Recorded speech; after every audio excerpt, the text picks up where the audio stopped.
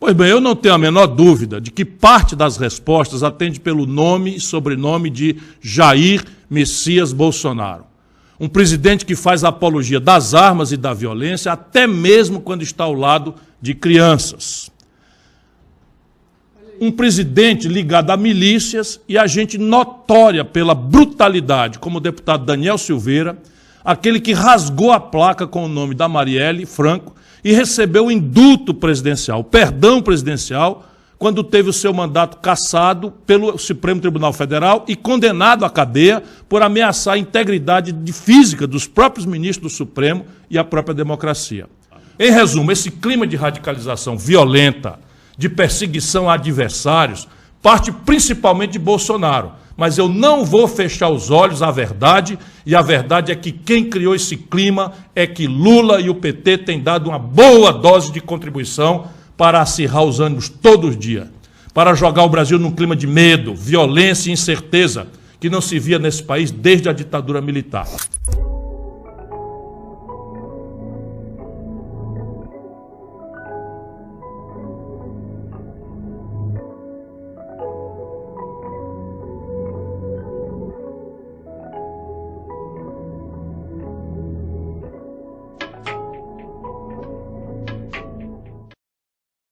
Você, meu irmão, você, minha irmã, 72 de cada 100 famílias brasileiras estão endividadas.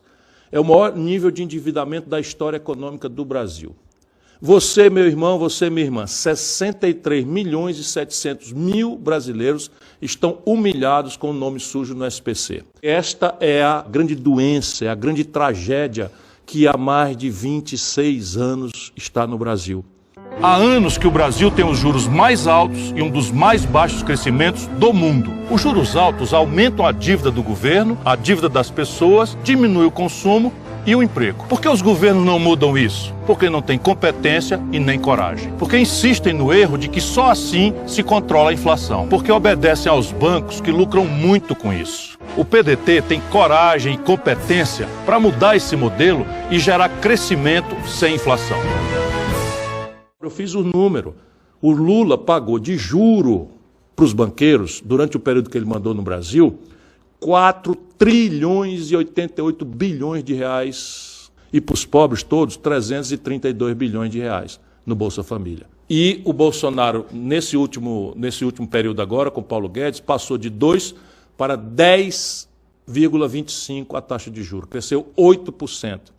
8% de juros em cima de uma dívida de 7 trilhões de reais, você tira a conta aí, vamos lá aqui, 8 vezes 7, dá quase 600 bilhões de reais. E para isso ninguém fala nada. O dinheiro está aí, vai ter que pagar para banqueiro.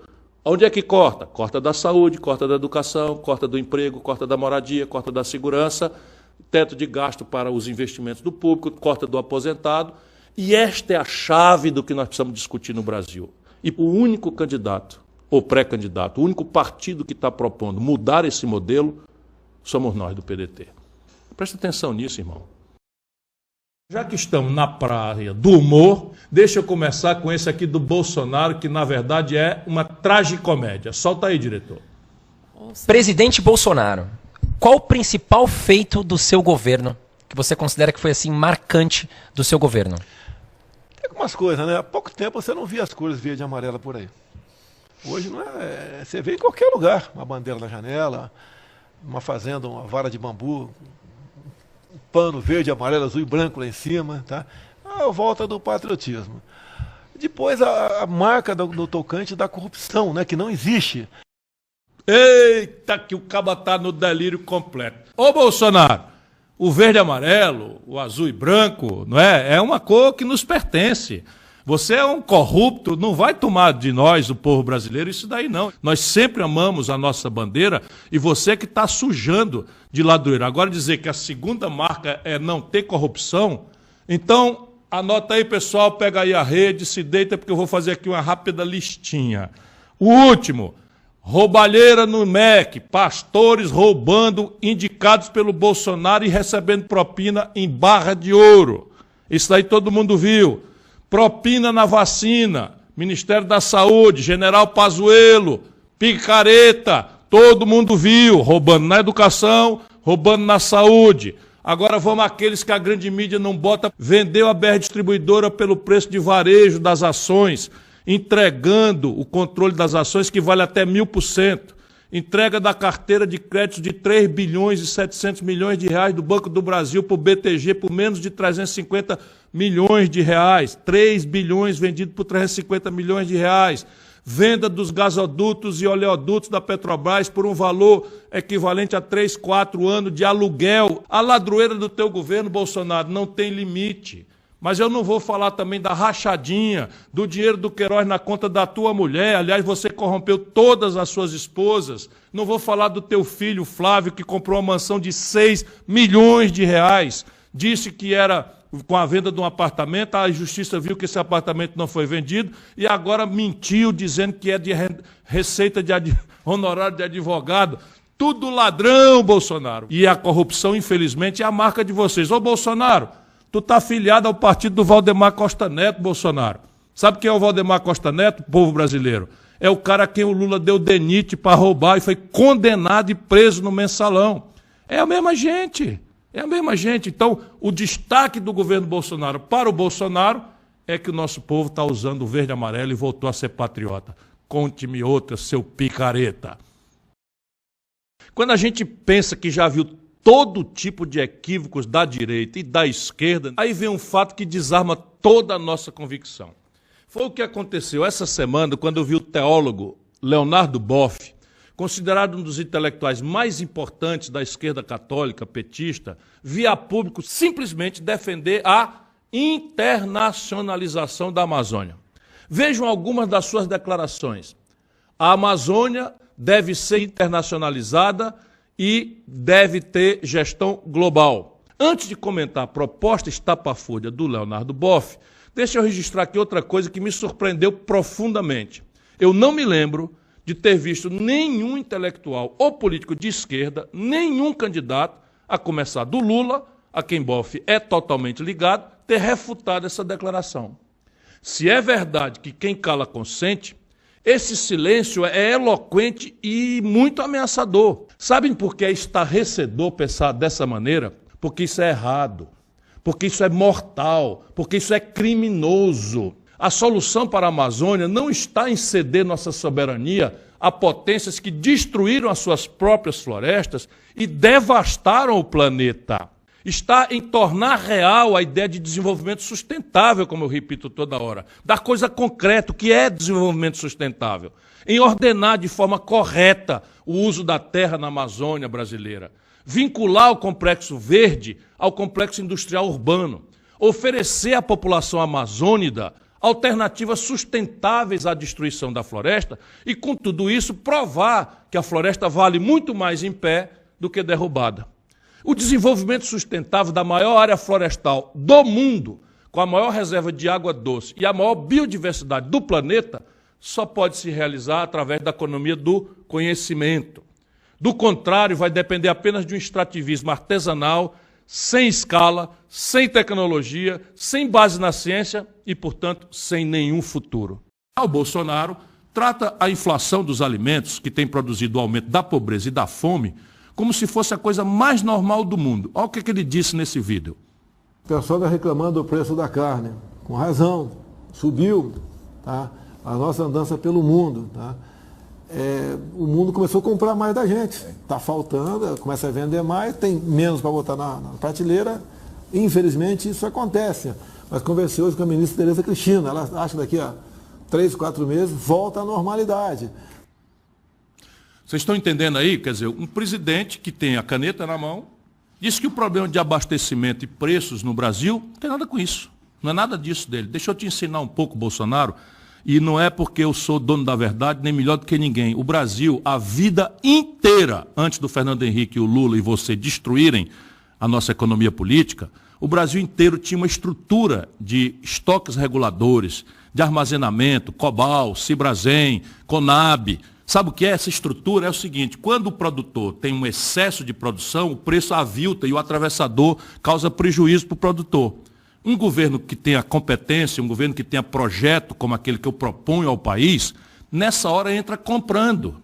Para quê? Para estabilizar os preços para o produtor, não deixar que o produtor leve prejuízo, eliminar a influência do atravessador e fazer estoques reguladores. O que é o estoque regulador? Houve uma entre-safra, houve uma seca, houve uma queda de produção, ou um pulso de comércio exterior, como é o caso agora da China, comprando e botando preço em dólar no nosso produto, o governo entra com aqueles estoques reguladores, vendendo por um preço acessível para a população aquele produto que ele comprou lá na safra.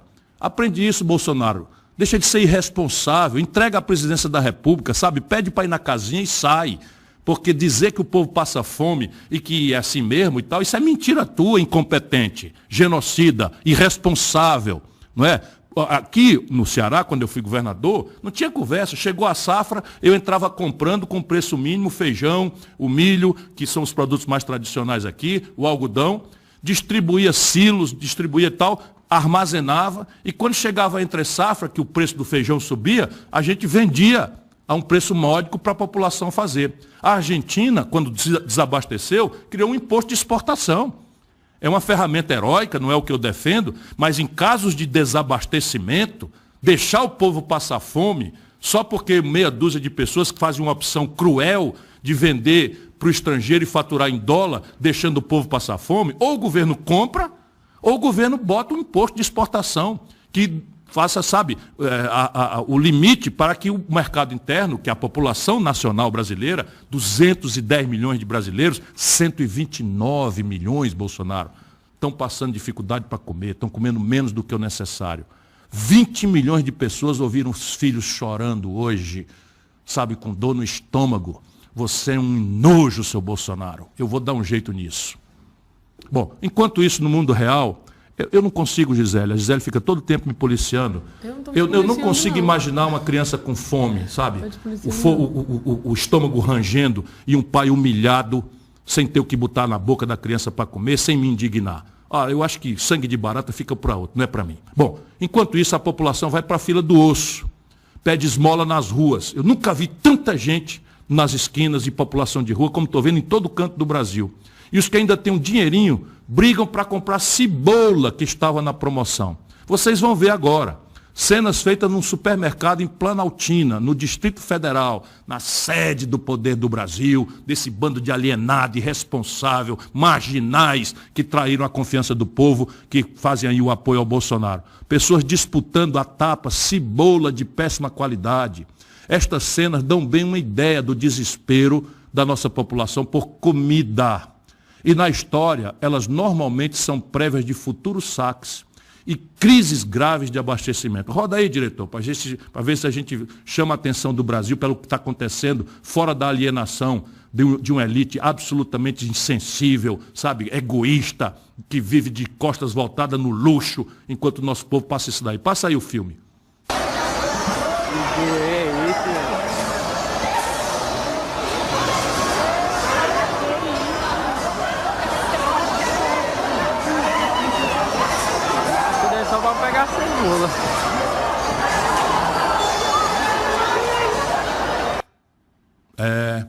Pode ser que a gente tenha que ficar frio e elegante sobre isso. Eu não consigo.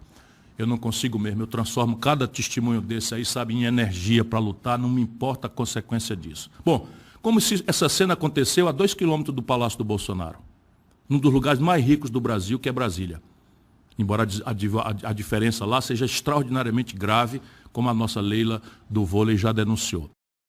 Bem, ainda tem uma chance, mesmo que remota, do Bolsonaro ser obrigado a aparecer nos debates. Se o projeto de lei do deputado David Miranda do PDT for votado e aprovado a tempo. Hoje eu estou apresentando um projeto de lei nessa casa que força os candidatos à presidência e a governo do Estado a, pelo menos, estarem presentes a 3 debates na televisão, para que as pessoas, a população, possa ter esse confronto de ideias políticas, para que a gente possa ter resguardo sobre as ideias e entender qual é a proposta desses candidatos à presidência e a governo. É inadmissível, hoje, em 2022, a gente ter candidatos à presidência falando que não vão estar nos debates. É inadmissível governadores não estarem nos debates hoje em dia. A população precisa ver ideias, debater ideias, a economia e o trabalho. Gente, tem perguntas e comentários aqui. Peraí, deixa eu abrir aqui. Luciano pelo Twitter. O homem tá radical demais, subindo em montanha, nadando com tubarão e falando que vai taxar rico no meio de evento da BTG. Rebeldia pura. Eu sou rebelde mesmo. A minha rebeldia, entretanto, está ancorada na esperança. Meu irmão, você não tem ideia, para um cara como eu, sabendo a capacidade que esse país tem de ser um país exemplo para o mundo. O Brasil é um país que tem, assim, o que você quiser, imagina, o que você quiser. Maior província mineral do mundo, sob o ponto de vista da diversidade. O Brasil é campeão, pioneiro do mundo em combustível verde. Desenvolvemos o etanol. O Brasil tem a maior insolação do mundo. É possível que a gente colha culturas temperadas como trigo. Um país que tem a força extraordinária que nós temos. Condenar o nosso povo a esse sofrimento, a essa humilhação, eu sou mesmo revoltado. Por enquanto fica só a minha rebeldia da esperança. Juliano Carvalho pelo Instagram. Cirão, tenho ouvido que nossas refinarias não são eficientes para refinar nosso tipo de petróleo, que o nosso petróleo precisa de refinaria específica. Isso procede? Você pois falou é, eu tinha caído nessa fake news. Na live passada, eu repeti aqui, e é mentira. Simplesmente os companheiros da EPET me corrigiram, eu agradeço muito, porque eu estava repetindo esse equívoco. O Brasil processou entre 92% e 95% do petróleo que produziu. Portanto, é mentira em cima de mentira, como nós acabamos de assistir aqui com os nossos convidados. Não é? O Cláudio mostrou para nós a mentira por cima de mentira, jornalistas importantes, às vezes de má fé, porque eu próprio, não é, de boa fé, não, tá bom, o Brasil tem um petróleo diferente, mais pesado, tem que exportar esse, tem que trazer um petróleo. Mentira, mentira grossa. Nada justifica a não ser essa canalice. Criaram uma política de preços de paridade de importação para fortalecer. E o Brasil, que não importava os derivados, está importando tudo agora, metendo nas costas da dona de casa o dólar, enquanto ela ganha o tostãozinho dela em real. É isso aí. À toa Shogun pelo Twitter. Ciro, o governo do Brasil não é acionista de ações da Petrobras? Esses 101 bilhões dos acionistas não voltam para os cofres públicos? Não, pelo seguinte, quando o governo tem o controle das ações, ele tem o controle das ações que votam. Portanto, esse capital que vota é um capital menor do que o capital total da empresa, que são as ações que não votam. Então, hoje, eu diria para você que numa proporção de quase 60% para não errar, da Petrobras, que não vota, pertence ao acionista privado. Portanto, 60% do lucro da Petrobras vai para o acionista minoritário. Uma parte desse lucro fica com a própria Petrobras e uma parte vai para as ações que o governo pertence. Portanto, deve ter ali uns 25% a 30% desse lucro que ficam com o governo. Para ser mais preciso, do total de 106,87 bilhões de reais em 2021, que foi um lucro recorde, a Petrobras vai pagar 37,3 bilhões de reais em dividendos à União. Logo, 34% do total. Os outros quase 70 bilhões de reais vão para os outros acionistas, dentre eles, bancos estrangeiros. Vejam que o gráfico da composição acionária da Petrobras, que foi pega no próprio site da Petrobras, e cujo link vou deixar na descrição desse vídeo, mostra que os acionistas não brasileiros, ou seja, estrangeiros, já detêm a maior parte das ações da Petrobras. E só para lembrar, eles não detêm o controle votante, que está na sua maioria nas mãos do governo brasileiro, mas ainda assim isso corrobora que a Petrobras, querendo ou não, atualmente, sofre forte influência estrangeira. E por que ela tem esse lucro exorbitante? Porque ela usufrui do monopólio estatal. Ainda que na lei não tenha monopólio, ela tem um monopólio estatal. E ao ter o monopólio estatal e fazer uma política de paridade de preços de importação, ela abre o caminho para a importação. Tudo negociata, meu primo. Tudo negociata, minha prima, minha irmã, meu irmão. Tudo negociata na Bacia das Almas. Esse é um país assaltado. E não é só pelo Bolsonaro, não. É todo mundo que vem do Fernando Henrique para cá, porque a Petrobras virou esse lugar de roubalheira, né, de roubalheira no atacado, como está acontecendo agora, e de roubalheira no varejo, como a gente assistiu no governo do PT. A verdade é uma só. Lula e Bolsonaro jogaram o Brasil num abismo profundo. E agora fazem uma dobradinha, uma tabelinha do mal, para se esquivar da discussão sobre seus erros e trapaças. Quem já admitiu isso com outras palavras é o próprio Lula. Solta aí, diretor. Eu preferi a polarização que eu tinha com o PSDB, com o Fernando Henrique Cardoso, com o Alckmin, porque era um debate mais democrático.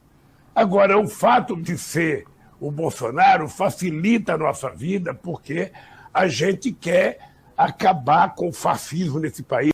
Ou seja, na boca do senhor Luiz Inácio Lula da Silva, aquilo que eu já sei há muito tempo. O quanto pior, melhor. A gente acha melhor, a gente gosta, diz o Lula, a gente prefere o Bolsonaro no segundo turno. Enquanto isso, milhões de brasileiros de boa fé, levados aí pela enganação, acham que o Lula tem alguma coisa verdadeiramente sincera contra o Bolsonaro. Ele tem uma coisa verdadeiramente sincera: a goela pelo poder. Ele quer o poder a qualquer custo, a qualquer preço. Lula, Bolsonaro, deixa eu dizer, vocês não vão conseguir fugir o tempo todo desse debate.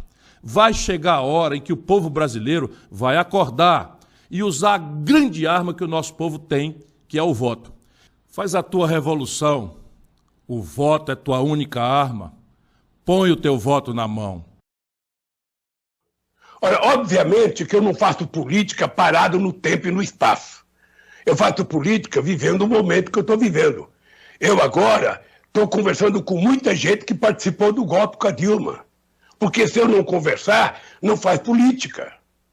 Presidente, o senhor falou aqui antes que dialogava com vários líderes políticos e inclusive mencionou aqueles que participaram do que o senhor chama de golpe contra Dilma Rousseff. Um dos apoiadores do impeachment de Dilma Rousseff foi o seu vice, Geraldo Alckmin.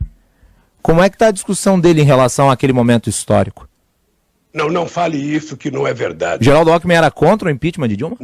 O Geraldo Alckmin não só era contra, como ele pediu um parecer de um advogado que deu um parecer contra o impeachment. Não, por favor, sabe, não fale isso, porque o Alckmin é um homem, sabe, de bem, e é um companheiro que vai me ajudar de forma extraordinária a consertar esse país.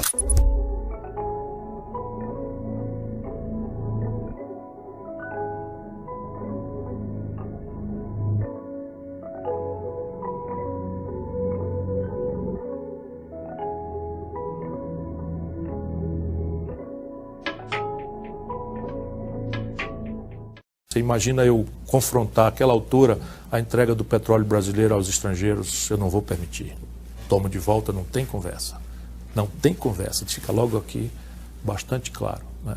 Já deixa registrado. Então você imagina, esses caras vão me matar. Né? Vão tentar me matar, ou vão tentar me matar barquetologicamente falando. Desmoralizar, né? Para não chegar claro, a ser candidato. Tal. E eu conheço o filme. Já fui candidato 2 vezes. A vantagem é que eu não tenho rabo de palha. Mas assim, o cara pegar um palavrão que eu falei numa palestra que tem totalmente contextualizado, novelizar isso como isso é o que eles vão fazer. Desequilibrado, maluco, louco, não sei o que e tal, é o que se faz por mínimo. Né? Agora, sendo minha a responsabilidade de fazer, vou para fazer história. Já está no Congresso, já aprovado no Senado, faltando a Câmara, o fim da lei de partilha. Justo na hora que a gente ia começar a colher os frutos. Esses canalhas, me perdoem, não há como eu chegar nesse ponto da minha reflexão e eu não ir para aquilo que é uma exasperação, amargurada. Esses canalhas venderam agora um campo de Carcará para um estatal da Noruega, meus compatriotas. Uma estatal da Noruega de petróleo veio comprar no Brasil a preço de Coca-Cola. O barril de petróleo saiu mais barato do que uma latinha de Coca-Cola. Subfaturaram vergonhosamente para esse magode de filho da puta que está aí em Brasília roubar e botar dinheiro na Suíça.